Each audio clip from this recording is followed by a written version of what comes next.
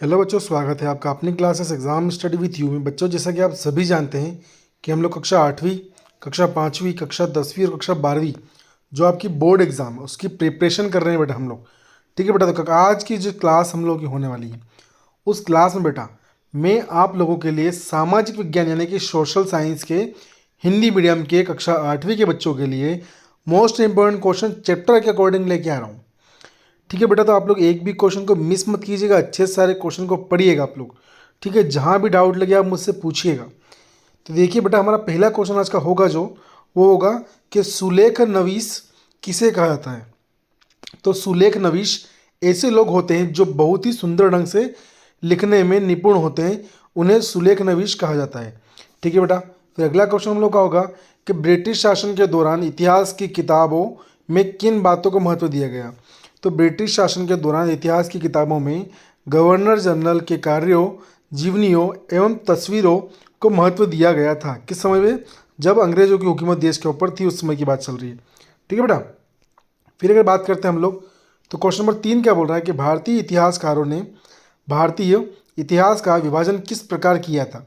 तो भारतीय इतिहासकारों ने भारतीय इतिहास को प्राचीन, मध्यकालीन तथा आधुनिक कालखंडों में विभाजित किया था। ठीक है, कितने कालखंडों में जो है देखिए हम लोग 3 कालखंडों में विभाजित किया था। कौन कौन सा? पहला तो है प्राचीन कालखंड, फिर अगला है मध्य कालखंड, तीसरा है आधुनिक कालखंड। आधुनिक मतलब अभी का। ठीक है, इन 3 कालखंडों में जो है विभाजित किया था। ठीक है बेटा, ध्यान दीजिएगा आप लोग सब। चलो, फिर अगर बात करते हैं हम लोग अगले क्वेश्चन की ओर, थोड़ा सा ऊपर करता हूँ, दीजिएगा आप लोग अच्छे से।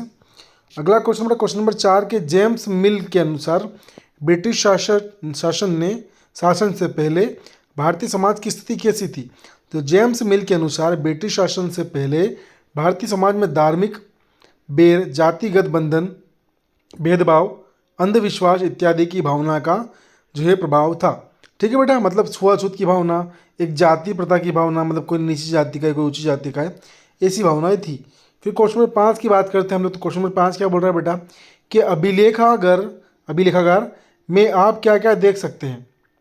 तो अभिलेखागार में सरकारी दस्तावेज, ठीक है, प्राच्य अभिलेखन, ठीक है, मानचित्र, गणमान्य व्यक्तियों के निजी अभिलेख, मोहरे इत्यादि देख सकते हैं। ठीक है, जो पुराने समय के जो लेखागार है ना, उनमें देखने को मिल सकते हैं हम लोग, जो पुराने समय के थे। ठीक है बेटा, फिर बात करते हैं हम लोग क्वेश्चन नंबर हमारे 6 की। तो देखिए क्या बोल रहा है बेटा क्वेश्चन नंबर 6 कि बंगाल में मानचित्र और सर्वेक्षण क्यों किए गए थे। तो सुनिए, ईस्ट इंडिया कंपनी सबसे पहले बंगाल में आकर बसी थी। बंगाल के बारे में पूरी जानकारी एकत्रित करने के लिए ही यहाँ मानचित्र और सर्वेक्षण का उपयोग किया गया था। कहाँ? बंगाल में। ठीक है, फिर देखते हैं हम लोग क्वेश्चन नंबर 7 क्या बोल रहे हैं बेटा हम लोग का। क्वेश्चन नंबर 7 बोल रहा है बेटा हम लोग का कि इतिहास के आधुनिक काल को विकास का युग क्यों कहा जाता है। तो इतिहास के आधुनिक काल में विज्ञान, तर्क, लोकतंत्र, मुक्ति और समानता जैसी आधुनिकता की ताकतों का विकास हुआ है, इसलिए आधुनिक काल को विकास का युग कहा जाता है। ठीक है बेटा, फिर अगर आगे बढ़ते हैं हम लोग 3 मार्क्स के क्वेश्चन आपके देखेंगे हम लोग। ठीक है बेटा, जो कि लघु उत्तरीय आपके क्वेश्चन होते हैं, ध्यान दीजिएगा।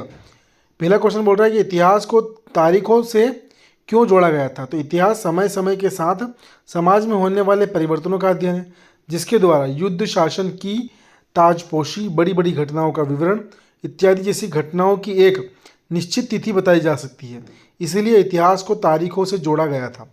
ठीक है बेटा, फिर वहीं अगर हम बात करते हैं क्वेश्चन नंबर 2 की ओर हमारी, तो क्वेश्चन नंबर 2 क्या बेटा हम लोग का कि औपनिवेशिक युग किसे कहा जाता है। तो औपनिवेशिक युग वह युग होता है जिसमें कोई देश किसी देश के राजनीतिक, सामाजिक और आर्थिक रूप से दबाकर उस पर शासन करता है। भारत पर ब्रिटिश शासन का युग औपनिवेशिक युग का है। तो औपनिवेशिक मतलब ये होता है बेटा कि किसी को या किसी का किसी और के ऊपर कब्जा होना।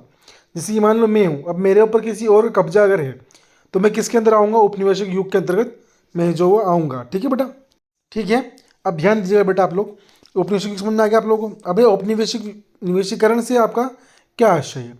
तो औपनिवेशीकरण से आशय जब कोई शक्तिशाली राष्ट्र किसी दूसरे पर उसके संसाधनों को अपने हित में दोहन करने के लिए राजनीतिक, सामाजिक, आर्थिक एवं सांस्कृतिक नियंत्रण स्थापित करता है, तो इस प्रक्रिया को औपनिवेशीकरण कहा जाता है।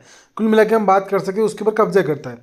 ठीक है, अगर बात करते हैं हम लोग क्वेश्चन नंबर हमारे 4 की, तो देखिए बेटा क्वेश्चन नंबर 4 क्या बोल रहा है कि अंग्रेजों ने सरकारी दस्तावेजों को किस तरह सुरक्षित रखा। तो अंग्रेजों ने सरकारी दस्तावेजों को सुरक्षित रखने के लिए अभिलेख कक्ष बनवाए, रिकॉर्ड रूम स्थापित किए तथा महत्वपूर्ण दस्तावेजों को बचा कर रखने के लिए अभिलेखागार और संग्रहालय जैसे संस्थान भी बनाए गए थे। ठीक है, लाइब्रेरी वगैरह बनाई गई थी, या हम बोल सकते हैं कि ऐसे भी अनुसंधान केंद्र बनाए उन लोगों ने जहाँ पर उनको जो है संरक्षित रखा जा सके। ठीक है, फिर क्वेश्चन नंबर 5 की बात करते हैं। तो छपाई की तकनीक के प्रेस से जनता को क्या क्या लाभ हुआ। तो क्या बोल रहे हैं, देखो बेटा इसका आंसर समझना आप लोग।